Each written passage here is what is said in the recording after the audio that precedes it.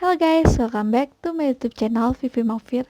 Di video kali ini aku tidak akan membahas tentang DIY, tapi lebih ke membahas suatu produk, yaitu ya sudah ada di judul. Aku akan membahas tentang produk RSD.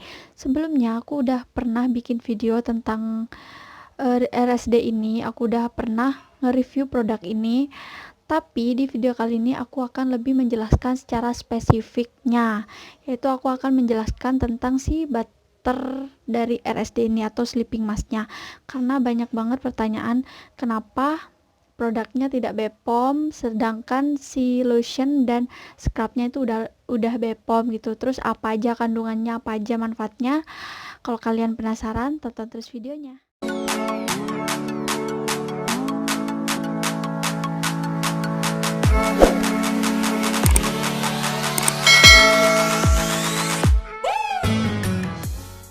Seperti biasa, sebelum kalian lanjut ke pembahasan selanjutnya, support terus channel aku supaya aku tidak males-malesan bikin video dengan cara like dan subscribe sekarang juga.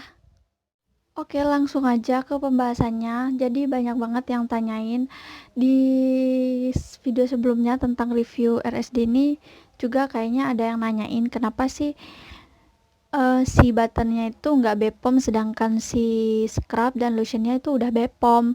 Di sini aku menjelaskan sebagai apa ya? Aku tuh sebelum bikin video ini udah cari tahu lebih dalam tentang apa itu kandungan si deoksiarbutin itu. Karena aku udah baca di sini, karena di sini udah jelas kandungan utamanya itu deoksiarbutin. Jadi aku benar-benar cari apa itu deoksiarbutin, gimana efeknya di kulit kita kalau kita pakai si produk yang mengandung bahan utama deoksiarbutin tersebut. Jadi di sini di pembahasan kali ini menurut aku lebih berat karena ini bukan bidang aku. Jujur aku sebelum bikin video ini kayak hati-hati banget gitu. Aku mau menyampaikan informasi ke kalian, jadi aku harus benar-benar cari di sumber-sumber yang terpercaya. Jadi kalau kalian males cari tahu tentang apa itu deoksiarbutin, kenapa nggak BPOM, jadi di sini aku akan menjelaskan sedikit banyaknya tentang informasi tentang si deoksiarbutin ini. Jadi aku akan bacain buat kalian yang males banget cari tahu apa itu deoksiarbutin. Jadi deoksiarbutin atau arbutin itu berasal dari daun kering pada beberapa spesies tanaman yang berbeda termasuk birberry, blueberry, cranberry, dan pohon pir. Nah, jadi si deoksiarbutin itu benar-benar berasal dari bahan-bahan alami gitu ya. Dan apa aja sih manfaat dari deoksiarbutin untuk kulit kita? Yang pertama, mencerahkan kulit dengan sangat efektif tanpa efek samping.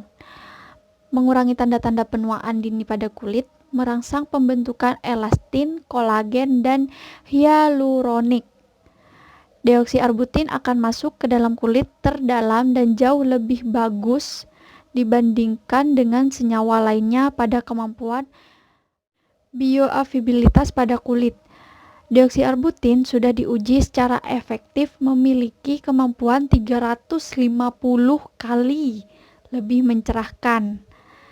Deoksiarbutin seringkali dibandingkan dengan hidroquinon, yang mana hidroquinon dalam minggu ke-7 sudah meningkat kecerahan kulitnya. Jadi nih, buat kalian yang sering menggunakan perawatan atau yang menggunakan perawatan yang berbahan dasar hidroquinon, dia tuh lebih cepat gitu, lebih instan gitu, dimana di minggu ke-7 yang aku baca, di minggu ke-7 dia tuh lebih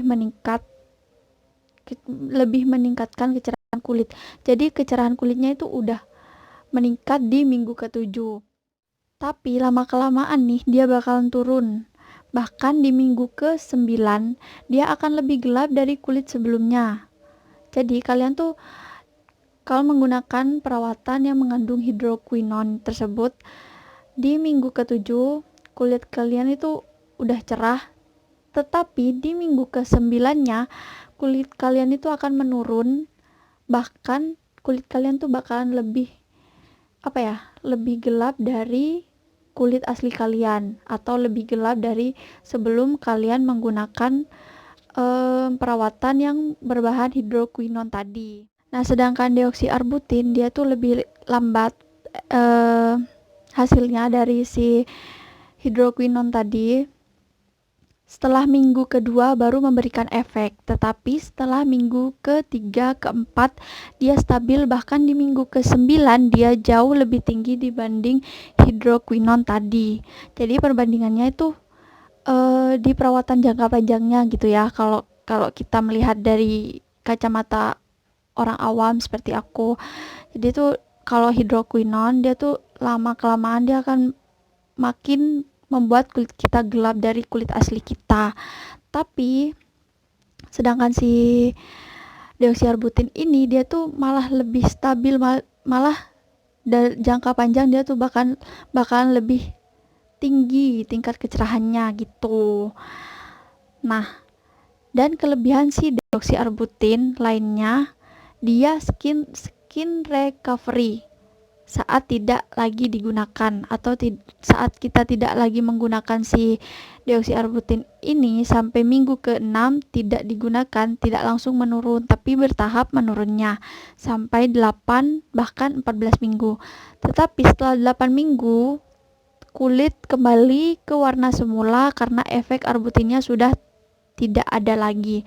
Jadi gini guys, saat kita menggunakan deoksiarbutin di minggu ke-6 kita misal udah nggak menggunakan perawatan deoksiarbutin tersebut, di minggu ke-6 dia tuh masih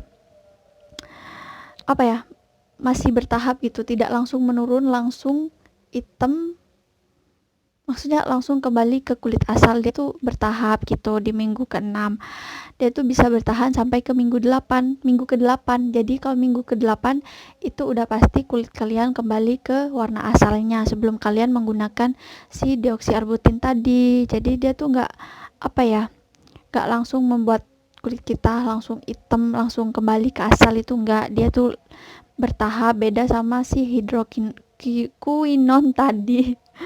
Dan jika kalian menggunakannya lupa, atau sehari atau 2 hari kalian lupa menggunakan perawatan dari deoksiarbutin tadi atau yang berbahan deoksiarbutin itu, dia tidak akan memberikan efek yang langsung gitu, langsung kelihatan kalau kalian tuh langsung kelihatan kulit kalian lebih gelap gitulah kalau kalian nggak menggunakan 1 atau 2 hari gitu. Ya gitu, itu sekilas perbedaan dari deoksiarbutin dan hidroquinon. Jadi jangan disamaartikan ya. Nah, kalau kalian tuh menganggap si RSD ini mahal banget, ya emang mahal sih. Cuma kalau kalian udah pakai si produk ini, kalian nggak akan bilang mahal karena emang kualitasnya itu benar-benar bagus. Nah, karena si RSD ini berbahan dasar dari deoksiarbutin, jadi jelaslah dia itu keluar dengan harga segitu. Kalian tahu nggak, 1 kilogram deoksiarbutin itu harganya 40 juta loh. Tapi salah satu peraturan dari BPOM yaitu penggunaan deoksiarbutin itu tidak boleh lebih dari batasnya atau lebih dari ketentuan gitulah. Tapi deoksiarbutin di RSD ini dia tuh masih aman dan kadarnya itu masih dibolehin gitu, maksudnya masih sesuai dengan standarnya gitu. Jadi kalian gak usah khawatir. Aku pakai si RSD ini baru-baru aja ya, aku baru pakai 4 paket yang 350. Aku tanyain tuh ke agen, kenapa sih ini RSD di bagian butternya itu nggak nggak BPOM. Terus ya mereka jelasin kalau BPOM itu melarang adanya kandungan si deoksiarbutin di suatu produk kecantikan. Nah, timbullah rasa penasaran aku mencari tahu apa itu deoksiarbutin. Nah, jadi yang aku temuin tadi yang udah aku jelasin. Jadi baik-baik aja kok, itu kayak fine-fine aja gitu ke kulit, malah dia tuh bagus banget di kulit. Makanya harganya tuh super fantastis. 1 kilogramnya aja 40 juta guys. Nah, kata si agenku itu dulunya tuh RSD pernah mendaftarkan si sleeping masknya ini ke BPOM, tapi dari dari pihak BPOM melarang adanya deoksiarbutin, dan pihak RSD pun kayak mengganti bahannya dari bahan deoksiarbutin, dia tuh diganti gitu, nggak lagi pakai deoksiarbutin tersebut. Tapi si reseller dan para pengguna atau customer dari RSD tuh pada komplain, pada nggak suka kalau kandungannya itu diganti, karena nggak seefektif sebelum mereka menggunakan nggak seefektif waktu mereka menggunakan bahan dari deoksiarbutin, guys. Jadi udah kebayang mereka tuh udah secinta itu sama sleeping mask dengan bahan dasar si deoksiarbutin ini, karena emang bener-bener bagus. Jadi kalian tuh coba aja, dan dia tuh juga aman buat bumil, busui juga, dan juga aman untuk anak remaja minimal 15 tahun gitu. Dan dia juga bisa digunakan jangka panjang. Seperti yang tadi aku jelasin, dia tuh beda sama hidroquinone karena dia tuh bisa digunakan jangka panjang dan tidak menimbulkan efek samping. Apalagi kandungan deoksiarbutin di dalam RSD ini masih cukup wajar dan di batas normal gitulah. Jadi itu dia penjelasannya. Kurang lebih kayak gitu. Ini penjelasan dari aku yang orang awam tentang kayak gitu, tapi aku mencari tahu, aku mencari tahunya bukan dari satu sumber, jadi aku mencari tahu di berbagai sumber di internet dan YouTube. Jadi kalian kalau nggak percaya bisa kalian cari sendiri. Aku hanya membuat video ini diperuntukkan buat kalian yang males mencari tahu gitu. Jadi itu aja dulu penjelasan aku tentang bahan bahan utama dari si sleeping mask dari RSD ini, yaitu deoksiarbutin. Jadi kalau kalian punya informasi lain tentang deoksiarbutin bisa kalian komen di bawah. Jadi itu aja video kali ini. Terima kasih, semoga bermanfaat, semoga kalian menjawab rasa ingin tahu kalian gitu.